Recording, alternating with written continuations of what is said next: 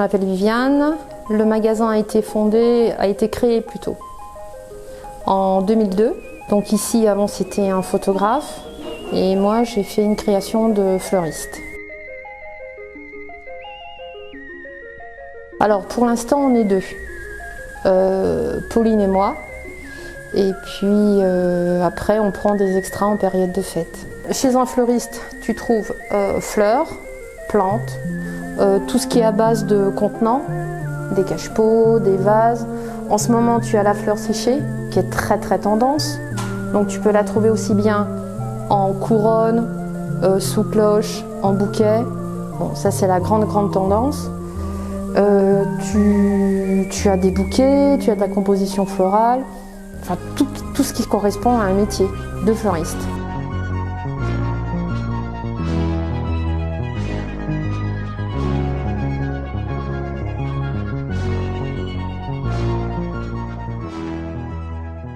Si tu veux, quand on fait un bouquet, c'est aussi une composition puisqu'on fait un assemblage. Mais après, quand on parle de composition, c'est avec éventuellement un contenant. Donc soit dans un vase, soit dans une céramique, une verrerie ou dans de l'osier. Quand on parle de composition, c'est vrai qu'on peut dire « faites-moi un bouquet », on compose le bouquet. Donc tu prends plusieurs fleurs différentes ou de la même variété, ou après tu fais des assemblages d'harmonie de couleurs et tout. Composition, voilà, c'est un terme un petit peu ouvert. Donc là, tu as du giroflée, de la rose d'Équateur, de l'astrantia, la fameuse renoncule de saison. Tu peux partir sur de l'hortensia, faire une très belle harmonie de couleurs. Là, tu as du giroflée. Tu peux mettre du wax qui te relève, tu vois, ton petit ensemble. Tu as l'œillet. Le wax aussi.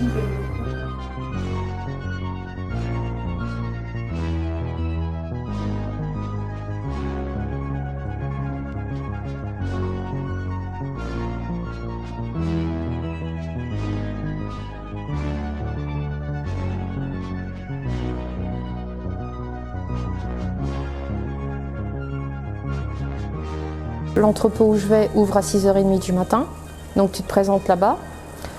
Tu vas faire tes achats de fleurs, de plantes, d'accessoires.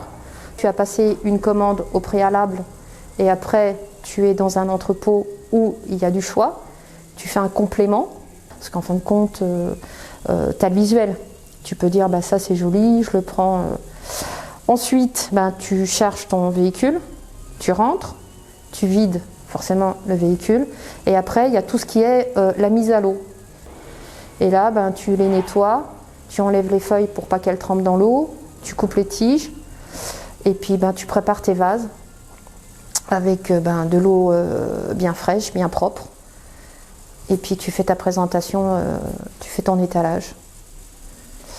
Et après on a eu l'arrivage des plantes, et là c'est pareil, tu reçois.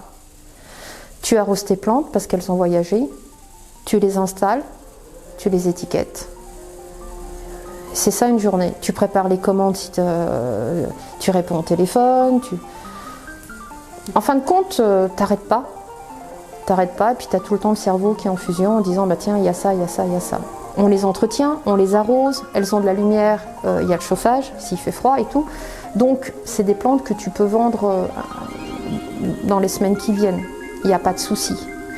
La fleur coupée, par contre, elle, il faut être beaucoup plus vigilant. Et c'est pour ça que moi, je vais chercher mes fleurs 3 fois par semaine. Voilà, 3 fois par semaine, on se lève le matin et on y va. Le sud, l'Italie, tout ce qui est Hollande, Équateur, bon, voilà.